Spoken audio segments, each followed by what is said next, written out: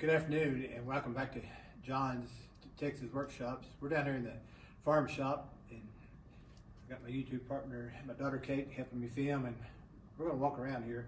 I've been wanting to add a bandsaw to my shop and never could figure out a place to put it.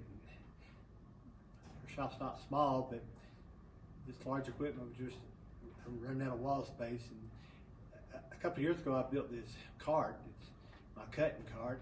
It's 18 foot long and it's got two of these metal cutting saws on this table. This one here just makes a straight cut. Then that one in the center, we can turn it for angles where we're cutting our crosses for our fences or whatever. It's really handy. It's nice to have that 18 foot length. Throw our 20 foot metal up here and cut it about wherever we want to.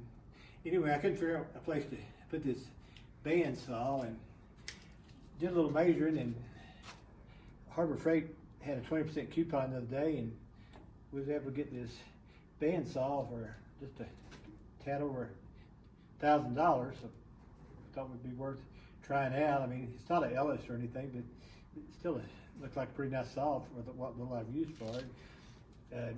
It's got a 7-inch by 12-inch capacity, so we can cut some pretty big pipe with it. Anyway, with a tight squeeze, we just built a frame down here and mounted that saw on it. And we built support for the metal. I'll show you as we walk around here.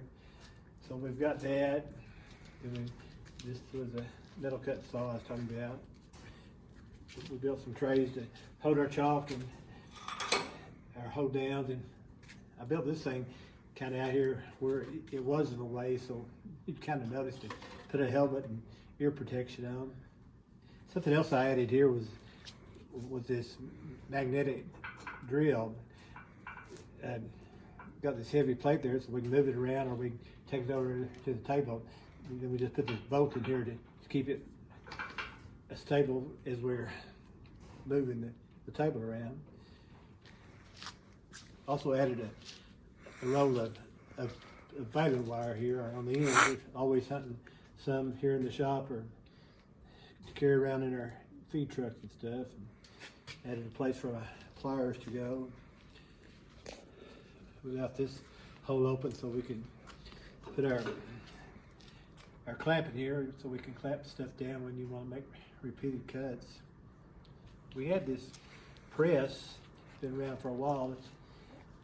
You can sure do some pressing with it, but you're about to give out by the time you make 145. We need to add an air valve to it or something. One more thing, we took off one of our service trucks. We had all those pivots. We were always bending tubing. This is just a tubing bender. It also it does have a dial where you can bend a piece of 2-inch flat in there. It works pretty good. Anyway, we got all this on the cart. It's starting to get heavy. One person couldn't move it around. It takes two pretty well to push it around. This odd thing down here on the bottom is what I built for my support for my bandsaw. My granddaughter called it. She said it looks like a caterpillar. Anyway, we got this jack. You can jack this down, and it's got a divot there that holds it on there, and then get it off that and raise it up a little bit. You can pull this thing out, and you can go from 2 feet support to hold your metal, or pull all the way out here, almost 8 feet. When you get it where you want to, you just screw this wheel down to give it support.